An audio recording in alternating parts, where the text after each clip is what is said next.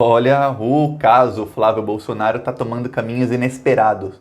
O desembargador que deu voto de Minerva para o Flávio Bolsonaro para que o juiz Itabaiana, que é o juiz da primeira instância, fosse afastado, decisão que vai ser revertida pelo STF muito em breve, mas o desembargador que deu esse voto de Minerva, ele está sendo investigado pelo CNJ, sabia disso?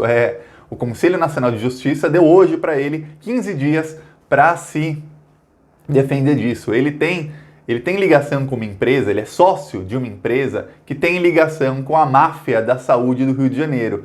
O outro sócio da empresa está preso, ele foi preso em maio numa operação da Polícia Federal. O que aconteceu? Esse desembargador que deu o voto de Minerva para o Bolsonaro, ele é bolsonarista, as opiniões dele na internet são sempre bolsonaristas, então esse desembargador bolsonarista, essa empresa é uma empresa de seguros, ela mudou o estatuto societário da empresa, quer dizer, mudou a maneira como pessoas podem ser sócio ou não da empresa, só para aceitá-lo como sócio. Aí ele virou sócio minoritário, quer dizer, sócio minoritário ele não tem direito a administrar a empresa, mas ele tem direito a lucros, participação em lucros. E o outro sócio dessa empresa está preso numa operação sobre desvios na saúde, desvios de quase 3 milhões na saúde do Rio de Janeiro. A outra empresa desse sócio, que está preso, ela lucrou mais de 280 milhões de reais em contratos com o governo do estado do Rio de Janeiro de 2012 a 2019. E o Ministério Público vê que 3 milhões são, pelo menos, superfaturados, esses 280 milhões. Não é pouca coisa, 3 milhões é pouca coisa. Então, o desembargador, por ter ligação com tudo isso, ele vai ter que se defender no Conselho Nacional de Justiça.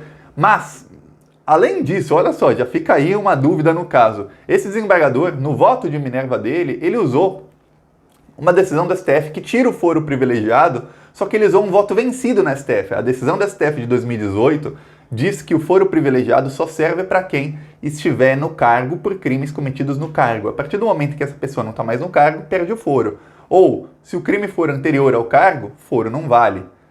Só que a votação do STF não foi unânime. E o desembargador, para salvar o Flávio, usou um dos votos que perderam. Quer dizer, ele usou um dos votos que não deveriam ser usados, porque a decisão da maioria, a decisão que vale jurisprudência, era exatamente o contrário.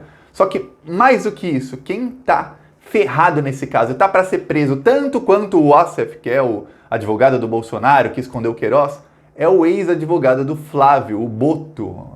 Lembra desse nome? Se você não lembra, eu vou explicar quem é o Boto e por que ele também está para ser preso, não nas minhas palavras, mas o Ministério Público do Rio de Janeiro, quando pediu a prisão do Queiroz, falou sobre quem é o Boto, e assim que a investigação voltar para a primeira instância, que vai demorar 2, 3 semanas, um mês no máximo, eles que se cuidem, vão acabar todos presos, vai vendo. Antes de eu falar disso, um segundo, você quer ajudar a derrubar o desgoverno? Curte o vídeo, mas se você não é inscrito, se inscreve no canal, porque quando você se inscreve no canal, esse vídeo vai aparecer para mais gente na página inicial do YouTube e também nos vídeos sugeridos, e mais gente vai ter acesso ao vídeo, e assim a gente consegue mostrar a verdade para mais gente. Então, mais importante até do que compartilhar é, se você não for inscrito, você ter a oportunidade de se inscrever no canal, e cada inscrição o YouTube vai mostrar esse vídeo para mais algumas milhares de pessoas. Assim, o bolsonarismo que ataca as pessoas com mentira por todos os lados, WhatsApp, TikTok, Twitter, Instagram, Facebook, eles estão sempre mentindo, produzindo fake news, a gente consegue disseminar a verdade para eles e quebrar as mentiras no meio. Então, um segundinho, se inscreve, se você já é inscrito, curte o vídeo e deixe o seu comentário. Agora vamos falar sobre o advogado, ex-advogado, porque ele foi exonerado essa semana, do Flávio Bolsonaro, o Boto, o Gustavo Boto. Ele conhece os Bolsonaro desde 2011. O irmão dele era bombeiro e ele foi líder de uma greve, pediu apoio dos Bolsonaro e tudo mais, aí ficaram amigos. Tá, ele conhece os Bolsonaro, ficou muito amigo dos Bolsonaro, e foi o Bolsonaro quem apresentou o Boto para o Wassef. Ok. O Wassef, como a gente sabe, ele abrigou o Queiroz na casa dele. Ele primeiro abrigou o Queiroz num apartamento de luxo no Guarujá. Eu morei no Guarujá, eu sei, aquele lugar é o lugar mais caro da cidade, em frente à praia. Um apartamento de 200 metros quadrados, custa milhões, é um negócio assim de muito luxo. E o Queiroz ficou lá, depois foi para Atibaia, na casa do Wassef também. Só que quem frequentava lá sempre era o Gustavo Boto, então advogado do Flávio Bolsonaro, e foi advogado até essa semana quando foi exonerado. O Gustavo Boto, não só isso, foi ele quem ajudou o Queiroz a se comunicar com o Adriano da Nóbrega, que é o chefe, o chefe da milícia Escritório do Crime. E o Adriano da Nóbrega foi morto na Bahia, miliciano, com mais de 20 assassinatos nas costas. Então o Boto fez a ligação de Queiroz com o Adriano da Nóbrega porque os dois não podiam se comunicar, então usavam o advogado do Flávio. Olha só, isso tudo que eu estou falando não é Thiago, você está supondo? Não, isso tudo que eu estou falando, o Ministério Público está falando isso. Não sou eu, Thiago. Olha o tamanho da encrenca em que ele está. O Ministério Público está falando isso. O Ministério Público fala mais, que não só ele ajudou na ligação, mas ele, e aí o Ministério Público tem mensagens que provam isso, ele foi se encontrar com a mãe e com a esposa do Adriano da Nóbrega e ele levou a mulher do Queiroz, que está foragida nesse momento, ele levou a mulher do Queiroz para se encontrar com elas, porque o Adriano da Nóbrega ia fazer um plano de fuga para o Queiroz. Então, olha só, o Ministério Público também prova que o Gustavo Boto foi quem conseguiu convencer uma funcionária da Assembleia Legislativa do Rio de Janeiro, uma funcionária das rachadinhas do Flávio. Rachadinha é o esquema em que ele roubava muito dinheiro público, abastecia as milícias faziam prédios ilegais, invadiam terreno, faziam prédios ilegais, vendiam apartamentos, lucravam muito, eles construíam prédio ilegal com dinheiro público. Então imagine, investimento zero, quando vendia os apartamentos, lucro, 100% de lucro. E aí o Gustavo Boto conseguiu convencer uma dessas funcionárias da Assembleia Legislativa a ir na Assembleia e marcar o livro de ponto, porque o livro de ponto é quando você chega no trabalho, você anota ali a hora que você chegou e você assina o seu ponto. Tem lugar que o ponto é eletrônico. Na Assembleia, em plena 2020, não é eletrônico, tem um livro ali. Olha só que coisa, não dá para colocar o dedinho. Na minha empresa, em 2009, eu trabalhava, eu colocava a minha digital, ficava ali, Thiago chegou no horário tal. Na hora que eu saí, eu colocava digital, Thiago saiu no horário tal. Mas na Assembleia Legislativa do Rio de Janeiro, onde há prática de rachadinhas e pode haver funcionários fantasmas, o ponto é num livro escrito, que qualquer um pode escrever. É incrível, coisas do Brasil.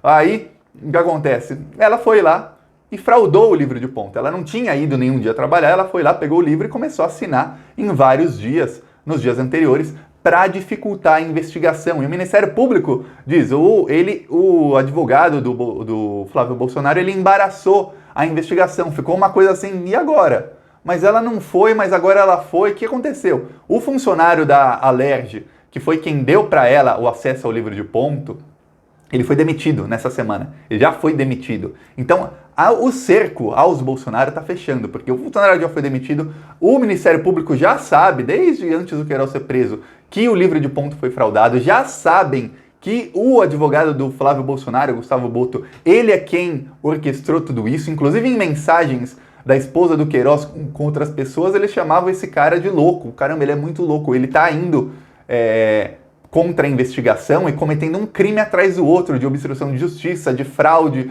isso, aquilo, esse cara é louco. A própria esposa do Queiroz falava que o cara era louco nas mensagens. E o Ministério Público tem tudo isso, todas as provas. Então imagina o tamanho da coisa, o tamanho da, palavras do Queiroz, da pica do tamanho de um cometa, que vai chegar nesse advogado, que vai chegar no Ossef e principalmente em Flávio Bolsonaro, assim que o STF reverter a decisão desse desembargador. Esse desembargador, Paulo Rangel, que foi quem deu a decisão favorável ao Bolsonaro, que foi quem eu comecei a falar no começo do vídeo, além de estar sendo investigado, tem mais coisas. Ele é bolsonarista. As publicações dele, ele critica os governadores, ele critica o isolamento social, ele sempre está comprando a narrativa do bolsonarismo. Então ele é uma pessoa que em qualquer país sério ele seria declarado suspeito para julgar, mas não foi. Agora a gente sabe por que ele deu o voto para o Flávio Bolsonaro. Só que tem uma coisa,